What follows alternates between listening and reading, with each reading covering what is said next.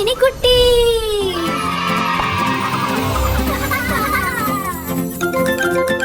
ஒரு அழகான கிராமத்தில் ஒரு பாட்டி இருந்தாள். அந்த பாட்டி தினமும் சூடாக சுவையான வடை சுடுவாள். ஒரு நாள் பாட்டி வழக்கம்போல் வடை சுட்டு கொண்டிருக்கும் பொழுது அப்போது ஒரு காகம் வந்து அந்த வடையை கவ்விக்கொண்டு மரத்தில் போய் உட்கார்ந்தது. அதை பார்த்த ஒரு நரி அந்த வடையை எப்படியாவது சாப்பிட வேண்டும் என்று யோசித்தது.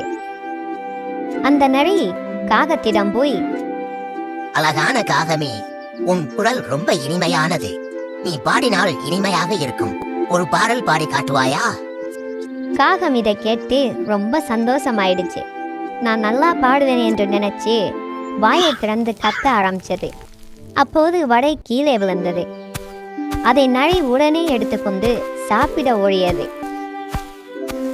காகம் ஏமாந்து போயிடுச்சு. எப்போதும் புகழ்ச்சியை நம்பி ஏமாறக்கூடாது. யோசித்து செயல்பட வேண்டும்.